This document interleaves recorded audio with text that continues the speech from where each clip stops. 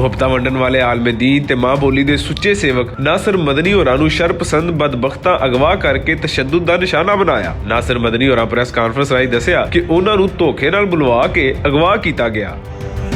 ਮੈਂ ਕੱਲ प्रोग्राम का जवाब दिता सी। मैं क्या भी मैं वैसे दावत तेरी खा लेना अजवा होटले खा रही मेन ते मैं क्या प्रोग्राम ते पाबंदी है 7 अप्रैल तक, तो वहाँ जाकर मैं स्पीच नहीं करूँगा। तो कहते हम हमारे घर में मेरी वालदा की फरमाइश है कि दुआ ज़रूर कर दें। ਨਾਸਰ ਮਦਨੀ ਹੋਰਾਂ ਰਵਾਇਤੀ ਮੌਲਵੀਆਂ ਦੇ ਕਟਰ ਲਹਿਜੇ ਦੀ ਥਾਵੇਂ ਹਲਕੀ ਫੁਲਕੀ ਗੱਲਬਾਤ ਨਾਲ ਤਰਬੀਅਤ ਦਾ ਅਜਿਹਾ ਸਿਲਸਿਲਾ ਸ਼ੁਰੂ ਕੀਤਾ ਹੈ ਜਿਹੜਾ ਉਹਨਾਂ ਨੂੰ ਹਰ ਮਸਲਕ ਅੰਦਰ ਕਾਬਲੇ ਕਬੂਲ ਬਣਾ ਰਿਹਾ ਹੈ। ਉਹ ਤਾਰਕ ਜਮੀਲ ਹੋਰਾਂ ਤੋਂ ਬਾਅਦ ਮਕਬੂਲ ਤਰੀਨ ਮੌਲਵੀ ਨੇ।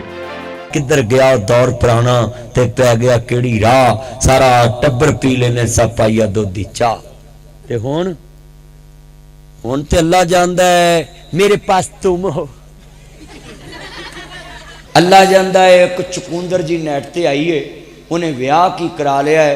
वो मच्छर जिहा कसमे ना रोज बुढ़ी नूं कदी ऐसे खड़ा कर कदी ऐसे खड़ा कर।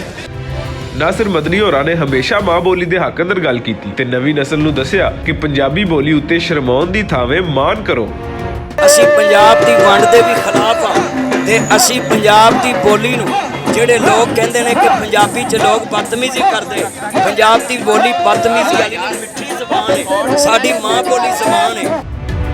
ਪੰਜਾਬੀ ਸੇਵਕਾਂ ਨਾਸਰ ਮਦਨੀ ਉੱਤੇ ਹਮਲੇ ਦੀ ਕਰੜੇ ਅੱਖਰਾਂ ਵਿੱਚ ਨਿੰਦਿਆ ਕੀਤੀ ਤੇ ਹਕੂਮਤ ਨੂੰ ਆਖਿਆ ਕਿ ਉਹਨਾਂ ਉੱਤੇ ਤਸ਼ੱਦਦ ਕਰਨ ਵਾਲੇ ਬਦਬਖਤਾਂ ਦੇ ਖਿਲਾਫ ਫੌਰੀ ਕਾਰਵਾਈ ਕੀਤੀ ਜਾਏ।